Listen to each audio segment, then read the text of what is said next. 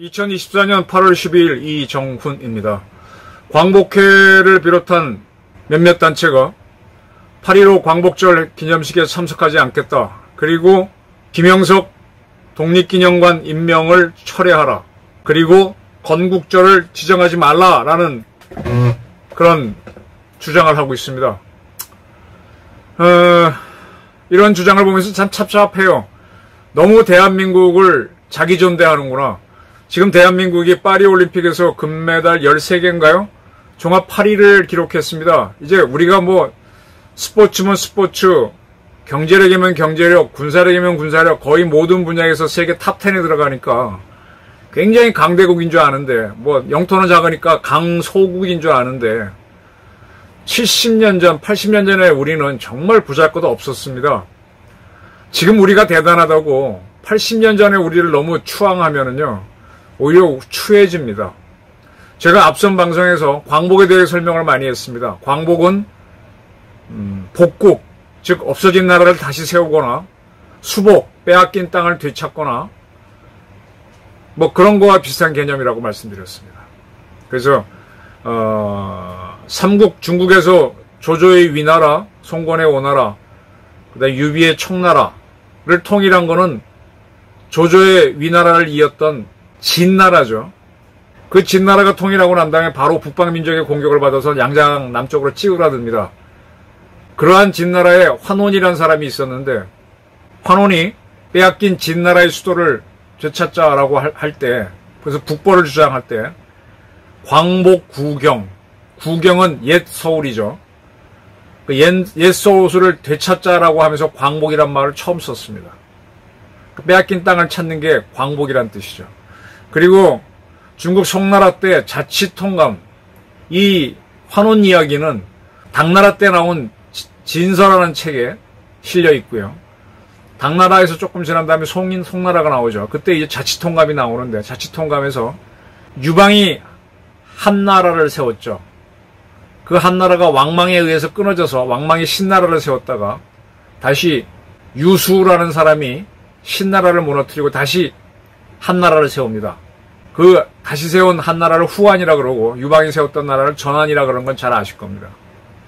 그러한 유수의 업적을 자치통감이 평가하면서 광복구물, 구물은 옛구자, 물건물자, 옛날을 복원했다. 즉 한나라를 복원했다라고 하면서 광복을 써서 광복은 무너진 나라를 다시 세우는 걸로 쓰였습니다. 지금 우리가 1945년 8월 15일을 광복이라고 한다면 1910년 무너진 나라는 대한제국입니다. 그럼 대한제국을 다시 세운 게 돼요. 우리는 대한제국이 아니지 않습니까? 대한제국은 그 가장 멍청한 군주인 순종, 또 그의 아버지인 고종이 이끌었던 나라잖아요. 가장 엉터리 군주국. 그런 대한제국을 35년 만에 부활시키는 게 우리의 광복이었나요? 아니죠. 우리는 1910년 대일본 제국에 대한제국이 합병되면서 대한제국은 끝났다라고 보고 새로운 나라를 만들려고 했습니다. 그래서 3.1운동 있고 난 다음에 1919년 일단의 엘리트들이 모여가지고 이제 제국이 아닌 국민이 주인인 나라, 민국을 만들자 하고 대한민국을 만들자고 하면서 대한민국 임시정부를 만들었습니다. 그런 대한민국 임시정부가 무력을 갖고 스스로 싸워서 나라를 건국했으면 좋았겠지만 1945년 우리는 그렇게 되지 않았고요. 우리를 지배했던 대일본 제국을 미국이 원폭을 떨어뜨려서 항복시킴으로 인해서 우린 독립했습니다. 우린 해방된 거죠. 해방이란 단어는 원래 한자 문화권에 없던 단어인데 이게 이제 영어의 리버레이션, 노예 해방 그런 데서 나온 거죠. 그래서 우리는 일제로부터 대일본 제국부터 해방된 겁니다. 해방이 됐다고 해서 독립되는 게 아니에요. 독립이라고 하는 거는 내가 독립했어 하고 독립이 되나요? 애들이 독립해도 스스로 돈벌이를 하고 밥을 먹고 살고 가정을 이끌어 최소 먹고 살아야 독립이잖아요. 내가 국가가 독립했다 그러면 다른 나라가 쳐들어온 걸 막아내고 다른 나라가 나를 치지 않도록 군사력을 갖고 또 외교력을 가져야 되는 거죠. 근데 우리는 독립을 하지 못하고 해방만 된 상태인데 그런 독립을 갖게 된 게 1948년 정부를 가지면서입니다. 그때 우리가 상해 임시정부가 원했던 대한민국을 진짜로 만드는 거죠. 그래서 48년 8월 15일을 건국절로 하자는 겁니다. 그럼 45년 8월 15일은 뭐냐? 그럼 북한 애들이나 또 당시에 우리 엘리트가 얘기한 대로 해방이 맞아요. 해방이 맞는데 우리가 광복해왔기 때문에 45년 8월 15일을 광복이라고 불렀어요. 근데 광복의 정확한 뜻은 대한제국을 다시 세운 겁니다. 660년에 사라진 백제를 892년인가 견훤이 다시 세우죠. 후백제. 그럼 후백제처럼 후 대한제국을 1945년에 세웠으면 우리는 광복이라고 할 수 있는데 그건 아니죠. 그거는 해방의 개념이었죠. 근데 지금 이 광복회는 1945년 8월 15일은 광복절이고 48년 8월 15일은 정부 수립일로 있어라. 과거대로 있어라고 주장을 하는데 이렇게 되면은요. 대한민국을 세운 이승만, 박정희, 전두환 이런 사람들의 업적이 다 깡그리 무시가 됩니다. 좌파들이 좋으라고 하는 거예요. 이 광복회 이 사람들은 우파긴 우파인데 자기 도취에 빠져갖고 오히려 대한민국을 위태롭게 할 수 있습니다. 우리 건국을 한 과정 그 이후에 우리가 어떻게 빠르게 성장해 왔느냐. 한 70몇 년 만에. 이게 이승만, 박정희, 전두환, 노태우 등등으로 이어지는 그리고 조연급으로 김영삼, 김대중 정도 나오는 거죠. 더 조연급으로 노무현 정도 나오는 거고 이명박 나오는 거고 나머지는 뭐 시시한 사람들이니까. 그게 부정되는 겁니다. 그러면서 이제 이러한 주장을 하는 사람들 뉴라이트라고 몰고 있는데 뉴라이트가 뭔지에 대해서는 아직 정확한 해석이 없어요. 미국에서는 네오콘이란 말이 있었죠. 콘이라고 한 건 컨서버티브, 신보수주의자, 뭐 네오나치 뭐 이런 거 본따서 신보수를 네오콘이라 그랬는데 우리나라는 뉴라이트란 말이 있었는데 뉴라이트란 말은요. 윤석열 정부에서 방통위원장 지명됐다가 탄핵한다고 하니까 사퇴했던 이동관 씨가 동아일보 정치부장으로 있을 때 처음 쓴 용어로 알고 있습니다. 이 뉴라이트는 올드라이트에 비교되는 건데 올드라이트는 그냥 오로지 반공만 외치는 사람들이죠. 근데 뉴라이트는 그게 아니고 반공은 반공이지만 다른 시각을 예를 들면은 우리나라의 봉건이 언제 극복이 됐느냐. 우리가 봉건은 극복 못했으니까 1910년 합병을 당한 거죠. 그리고 우리가 그토록 김옥균 이후 개화를 하려고 했는데 다 실패를 합니다. 근데 일제가 들어와서 하루아침에 진짜 그게 하루아침에 우리를 개화로 몰아넣었죠. 산업사회로 갈 수 있는 기반을 만들었죠. 그래서 식민지 개화론, 식민지 근대화론을 주장하는 게 이 사람들입니다. 그러다 보니까 이 사람들을 친일파로 모으는데 친일파는 아니에요. 일본이 그렇게 했다라는 거지. 이 사람들이 친일파라고? 천만의 말씀. 물론 대한민국의 생존을 위해서는 미국, 일본하고 같이 가야 된다라는 면에서 그래서 친일파일 수는 있지만 절대 일본으로부터 자기를 받거나 일본을 빨아주는 그런 친일파는 아닙니다. 객관적으로 보는 사람들이죠. 그리고 이들을 극우로 모르는데 이영훈 선생이 무슨 극우야. 굉장히 제가 보기엔 드라이한 사람이다. 지금 이제 광복회 이런 분들은 1919년 대한민국 임시정부가 생겼으니까 그때를 대한민국 건국한 걸로 보자. 그 건국이 이루어진 거를 뭐 45년이나 48년으로 보면 모를까. 건국은 1919년 대한민국 임정으로 보자라는 겁니다. 그래서 이런 분들 중에 일부는 민국 연호를 쓰자고 합니다. 지금은 서기 연호를 쓰죠. 그것처럼 대한민국이 1919년 생겼으니까 그때를 1년으로 보고 지금이 몇 년이죠? 뭐 더해보면 나오겠죠. 민국 110 몇 년 되겠네요. 105년쯤 되겠네요. 2024년이니까. 이런 주장도 했던 분들입니다. 지금 우리가 한때 단기를 썼었죠. 단기 몇 년. 서기에다가 2333년 더하면 단기가 나옵니다. 지금 단기는 잘 안 쓰니까 모르고 저는 그냥 무조건 2333 더해서 하니까 저는 계산은 합니다만 지금 일본에 가게 되면 레이와 몇 년 해서 일본 지금 천황 연호를 쓰고 있죠. 또 대만에 가게 되면 대만은 자기네들이 중화민국 만든 걸 기준으로 해서 민국 몇 년 그런 연호를 씁니다. 근데 우리는 서기로 통일했어요. 단기를 쓰는 거하고 민국 몇 년을 쓰는 거하고 이게 좀 비교를 해봐야 되는데 우리가 1945년 해방이 되고 나서 48년 정부를 세우는 과정에서 뭐 단기를 쓰자 민국 연호 쓰자 굉장히 혼란이 있었습니다. 그때 분명한 거는 이승만 대통령이 초대 대통령으로 취임할 때는 그분 스스로가 민국 30몇 년 이런 용어를 쓴 건 사실입니다. 그때 우리는 임시정부를 잇고자 하는 게 그때 이미 김구는 죽었고 임정 세력들은 한독당 세력을 힘을 잃고 그런 상황이었지만은 그걸 이어야 된다는 것 때문에 민국 몇 년을 쓰다가 잠시 썼죠. 그러다가 이제 바로 정부 법으로 단기 연호에 관한 법을 만들어서 48년 9월 정부 생기고 난 다음에 바로 법률 제4호로 연호에 관한 법률에서 단기를 씁니다.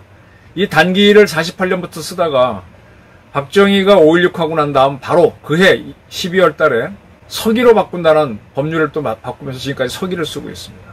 민국은 정부 초기를 이승만 대통령이 정부 만들 때 잠깐 쓰다가 사라졌고 그래서 이승만도 민국을 썼으니 우리의 건국은 임시정부 때다 이런 주장을 하는 게 이제 광복회 쪽 사람들인데 어쨌든 지금은 민국 연호나 단기 연호는 다 사라졌습니다. 저는 이걸 보면서 비슷하게 생각되는 게 북한에서 쓰는 주체 연호가 많이 떠올라요. 지금 북한은 김일성이 태어난 1912년부터 그래야만 우리 임시정부보다 우리 임시정부는 19년이니까 얘는 12년, 7년 빠르니까 주체 연호를 쓰고 있습니다. 지금도 쓰고 있어요. 그래서 북한이 이 주체 연호를 쓰기 시작한 거는 이유가 있죠. 김일성이 죽고 3년이 지난 1997년 노동당 중앙위원회 등등이 5개의 기관이 모여서 이 주체 연호를 쓰자라고 하면서 주체를 지금도 쓰고 있습니다. 그러면 북한은 김일성이 태어난 날을 건국일로 하느냐? 아닙니다. 1912년은 안 해요. 그 얘네들은 그럼 뭘 떠드는가 하면요. 트드, 기억니은 디귿 할 때 티귿하고 디귿을 떠듭니다. 김일성은 1917년생이죠. 김일성 얘기를 잠깐 드릴게요.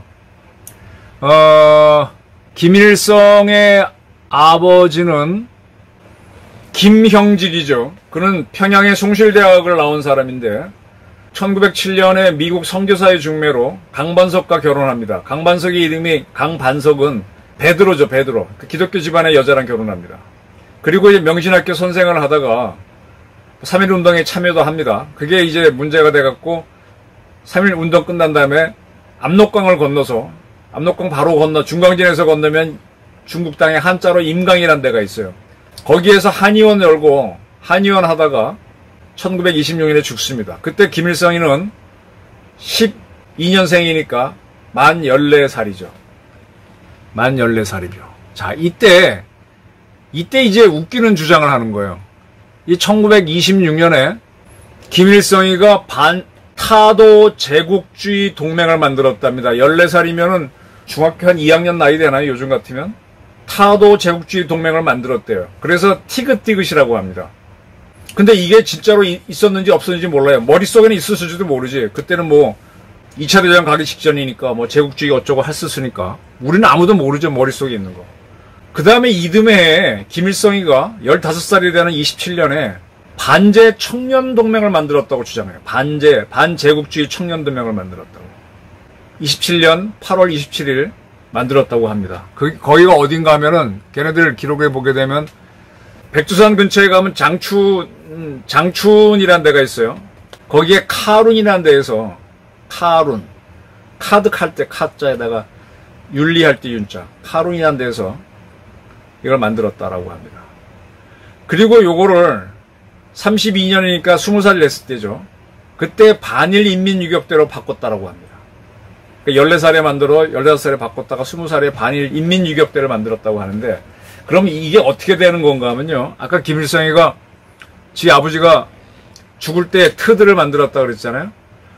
그러면 이제 사는 게 어려워지죠. 옛날에는 아버지가 없으면 참 사는 게 없습니다. 그래서 이 부인 강반석 씨가 장춘에 가면 지금도 있어요. 육문중학. 육자가 교육할 때 육자인데 좀 다른 모양입니다. 하여간 뜻은 같은 길을 육자인데 육문중학이 명문중학이에요. 이 육문중학에 들어가는데 들어가서 학교를 다닐 수 있었던 거는 어머니 강반석이가 그쪽 지역에 있는 파출소장, 경찰서장하고 결혼한 것 같아요. 그러니까 본천은 아니고 첩으로 들어간 것 같아요. 어쨌든 그 공안대장 이름은 목한장이라고 나오기도 하고 조광준이란 말도 있는데 어쨌든 죄치로 들어간 것 같습니다. 그래서 좀 경제력이 있어갖고 육문중을 다녔는데 이 어머니가 1931년에 죽습니다. 1941년은 일본이 만주사변을 일으켜서 만주를 잡아먹을 때죠. 근데 이제 김일성은 바로 이 육문중학 다닐 때 트들을 하고, 그 다음에 반제 청년동맹을 하고, 그 다음에 반제 인민유격대를 만들었다는 건데, 하여간 그런데 어떤 어머니가 이렇게 살다가 죽어요. 언제 죽느냐? 1931년에 죽습니다. 그러니까 이제 양부가 더 이상 경제력을 제공하지 않으니까, 아까 말한 대로 방제 천녀동맹을 거쳐서 32년도에 반일인민유격대를 만든 걸로 보이는데, 이 반일인민유격대가 뭔가 하면 이때 만주를 일본이 먹었으니까 일본에 반대한다라고 하는 이제 중국 청년들이 만든 걸 수도 있고, 여기에 끼인 거죠. 이게 나중에 공산 조직이 되는데, 뭐 이런 것 때문에 이런 거 참여했는지, 어쨌든 중국 공산당 청년 조직에 참여한 것 때문에 학교에서 잘려요.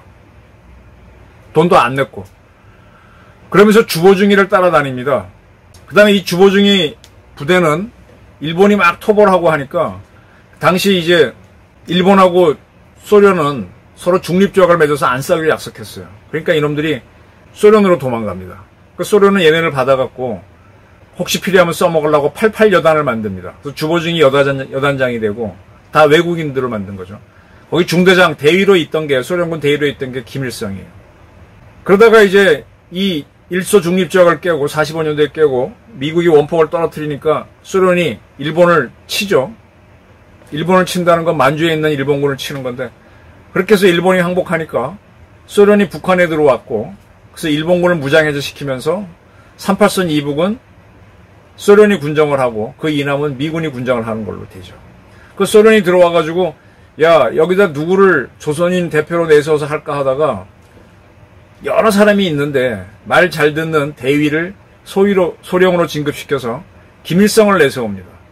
그래서 김일성이 지금 그 일가가 북한을 지배하게 되는 건데, 그러면서 이제 북한 지역에서 경찰은 있었고, 경찰을 요즘 얘기하면 의무경찰, 옛날 같으면 전투경찰이죠. 그런 이제 좀 더 강한 경찰로 보안대라는 걸 만들어요. 경찰을 지원해주는 무장세력이죠. 보안대. 우리 북한을 얘기할 때 뭐 노농적기군, 적위대 그러는데, 적위대라고 하는, 우리를 쉽게 하면 민방위대로 보시면 돼요. 그 민간인 적위대 사람들 중에서 뽑아갖고 젊은 사람들 갖고 약간 무장을 시켜서 보안대로 만드는데, 이 보안대를 토대로 나중에 이제 북한이 조선인민군을 만듭니다. 제가 이 말씀을 해드리는 거 하면은 우리나라도요, 미국이 군정을 할 때 경찰이 있죠. 그 경찰을 받쳐주는 부대로 경찰 예비대를 만들어요. 근데 그럼 줄이면 경비대죠. 경찰 예비대. 근데 우리를 국방경비대로 바꿔 부르면서 그 국방경비대가 나중에 한국군이 됩니다. 경찰은 경찰대로 가고. 그와 비슷하게 북한도 보안대에서 조선인민군이 나오는데, 그거 자기들이 다 인정합니다. 그 움직일 수 없는 사실이니까. 그래서 48년도 2월 8일 날 보안대를 토대로 조선인민군을 만들었다라고 자기들이 해놓고, 그해 9월 9일 자기네 정부를 만들죠. 그리고 지금까지 쭉 자축해 오다가, 아까 말한 대로 김일성 죽고 난 다음에 가차기 주체 연호를 만들어서 김일성 태어난 해로부터 또 자기네 연호를 다시 쓰고, 그러더니만은 이 조선인민군은 분명히 48년 2월 28일 창군했다라고 해놓았음에도 불구하고 이걸 바꿔가지고, 아까 김일성이가 지아버지 죽을 때 트들을 만들고, 그 다음에 반제 청년동맹 거쳤다가 자기 엄마 죽은 다음에 반일 인민유격대 만들었다고 했지 않습니까? 32년 4월 25일. 이때 만든 걸 조선혁명군이라고 해서 이걸 다시 조선인민군 창건일로 끌어올립니다. 그랬다가 그게 또 이상하니까 이 4월 25일은, 그래서 북한에 가면 4.25 기념궁전, 4.25 이게 많아요. 4.25 문화회관, 4.25 예술 영화 촬영소, 4.25 체육단, 다. 그래서 이게 아까 반일 인민유격대인데, 그걸 이제 조선혁명군이라 그래서 하는데, 조선혁명군은 존재한 적이 없고, 주보중이 이끈 중국 공산 게릴라 중에 중대장급 정도 한 사장이라는 이름으로 직책으로 했던 게 김일성이었죠. 그래서 얘네들이 이거를 인민군 창건일을 끌어올렸다가 나중에 이상하니까 2월 8일은 다시 조선인민군 창건일로 하고 4월 25일은 조선혁명군 창건일로 바꿔놓고 뭐 이렇게 막 조정을 합니다. 자기 역사를 존대하려다가 야, 그래도 그러다 보면 소련군에 가 있던 김일성을 설명해야 되니까 또 설명하기 힘드니까 다로 분리하고 이럽니다. 제가 이 말씀 왜 드리는가 하면은 우리도 우리 역사를 존대해서 막 올리다 보면은요, 우리가 뭐 스스로 독립 해방했어 이렇게 하다 보면 모순에 걸린다는 거예요. 우리는 광복을 사실 해방이죠. 해방이 된 건데 해방 스스로 힘을 하지 못했습니다. 그럼에도 우리가 국가를 이룬 거는요, 전적으로 이승만의 힘입니다. 자, 이 전쟁에 나서 어느 나라가 다른 나라를 이겨준 덕택에 그 패한 나라의 식민지로 있다가 해방이 됐다가 다시 식민지가 된 나라들이 많아요. 예를 들면은 1차 대전 때 독일이 패전하죠. 그때 일본은요, 대일본 제국은 연합국 편을 듭니다. 그때 승리를 한 거를, 승리했을 때 그때 영국이 최강이지만 사실은 미국이 더 셌거든. 그래서 미국이 국제연합을 만들면서 위임 통치란 제도를 도입합니다. 그게 결국은 뭔가 하면은 1차 대전에서 패전한 나라들이 갖고 있던 식민지를 연합국이 위임 통치란 명분으로 자기들이 갖는 거예요. 그런데 어떻게 갖는가 하면 태평양에 여러 섬들이 있는데 그 독일 식민지가 많았거든요. 근데 그런 건 미국이 관리하기도 그렇고 또 일본에 가깝고 별로 가질 것도 없으니까 미국이 일본한테 줍니다. 그래서 일본이 태평양에 많은 섬을 위임 통치라는 이름으로 식민지로 갖고 있다가 45년 2차 대전에서 지고 난 다음에 이걸 다 뺏기는 거예요. 그러니까 식민지인 나라들은 계속 이긴 나라의 식민지로 옮겨가는 거예요. 이거보다 더 재밌는 게 뭔가 하면요, 그 1차 대전의 원인이 보스니아를 갔던 오스트리아 태제가 총을 맞아 죽어요. 세르비아 청년이 쏜 총에 맞아 죽으면서 전쟁이 터져서 세계대전이 일어나거든요. 이게 왜 일어나는가 하면, 원래 독일에는 과거에는 신성 로마 제국이 제일 셌죠. 그건 오스트리아로 보시면 돼요. 근데 거기에 구성을 했던 프러시아가 일어나가지고 오스트리아를 제외하고 다 통일을 하죠. 오스트리아를 빼고. 오스트리아는 찌그러요. 그래서 오스트리아하고 독일 사이가 안 좋아요. 우리 남북한처럼 사이가 안 좋고 서로 앙랑거리고 맨날 싸우고 그럽니다. 그러다가 이 독일이, 이 비스마르크가 세운 독일이 러시아와 전쟁을 대립적으로 가고 있는데, 그런 상태에서 이 러시아하고 오스만 투르크가 전쟁이 붙습니다. 이 전쟁에서 오스만 투르크는 지금 튀르키예인데, 튀르키예 지금 터키를 넘어서서 그 유고슬라비아 일대 다 먹고 있었잖아요. 이 전쟁에서 오스만 투르크가 지니까 지금 튀르키예 지역으로 터키는 찌그러들고 그 이외에 있던 뭐 유고슬라비아 지역, 흔히 말하는 루마니아까지 거기가 다 독립을 합니다. 그 독립 문제를 결정할 때 그런 대립이 있기 직전에 이 독일이 늘 앙숙이었던 오스트리아와 동맹을 맺어요. 그게 유명한 독오 동맹인데, 그 러시아의 팽창이 대비하기 위해서 맺었는데 자기는 정작 싸우지 않고 이기죠. 그리고 난 다음에 이제 자기네들이 오스만 투르크하고 러시아 전쟁을 중재해 들어가서 베를린 회의를 엽니다. 그리고 거기서 무슨 조약을 맺으면서 오스만 투르크가 지배했던 나라들을 다 독립을 시켜줍니다. 근데 그 중에 남쪽에 있던 나라가 보스니아야. 지금 보스니아 헤르츠고비나라고 하는 그 지역인데, 이제 그거를 독일이 자기네 영토로 식민지로 삼고 싶었는데, 몇 개는 자기네가 먹기도 하는데 너무 멀어. 근데 바로 밑에 오스트리아가 있으니까 오스트리아 보고 니들이 가지라고 줘요. 그래서 보스니아가 오스트리아의 식민지가 됩니다. 근데 오스트리아가 힘이 없으니까 거기를 잘 관리를 못하죠. 근데 보스니아에는 독립하려는 세르비안들이 많았거든. 그런 상태에서 그 지역을 한번 둘러보러 왔던 차기 오스트리아 황제인 태자가 왔을 때 총 맞아 죽습니다. 그러니까 도고동문 때문에 이 전쟁이 독일도 참전을 하는 거고, 이 보스니아를 지키기 위해서 같은 슬라브적인 러시아가 뛰어들면서, 또 러시아랑 독일을 견제하는 게 프랑스니까 프랑스하고 영국이 또 러시아 편을 들면서 1차 대전이 일어나는 겁니다. 제가 여기서 드리는 말씀은 뭔가 하면은, 독일이 베를린 회의를 통해서 이 오스만 투르키가 지배했던 식민지를 호주에게 준 사실이 있다. 그리고 1차 대전이 끝나고 난 다음에는 미국 등 연합국은 독일이 점령했던 태평양의 섬을 일본에게 준 사실이 있다. 위임 통치라는 명령으로. 마찬가지로요, 1945년 우리가 일본에서 독립은 했지만 미국이 신탁 통치를 하겠다 그랬잖아요. 신탁 통치하고 독립시켜줄 수도 있고 자기네가 식민지로 만들 수도 있어요. 우린 그런 처지였던 거예요. 그걸 광복이니 해방이긴 해방이긴 하지만 우리가 다시 식민지로 갈 수도 있는 운명이었는데 그걸 정부 수립으로 가도록 만들어내고 정부를 수립했고 지켜내고 한 거는 누구냐? 그건 이승만, 박정희로 이어지는 그런 사람들의 처절한 공입니다. 그리고 1941년부터 시작된 이거는요. 임시정부의 이름은 이었고 법통은 이었지만은 전혀 다른 성격의 정부고 그게 진짜 건국입니다. 건국 정신이 19년부터 올라갈 수는 있겠지만 그렇게 하는 게 북한이잖아요. 주체연여 따라가고 조선인민군 창건일을 올렸다가 도로 내리고 뭐 생쇼를 하는 그렇게 자기전도 해봐야 별거 없어요. 저는 옛날에 우리나라 대학 사례를 공부하다 보니까 우리나라에서 이제 사립대학 중에서 오래된 대학이 연세대학을 치는데 1885년 개교라고 돼 있거든.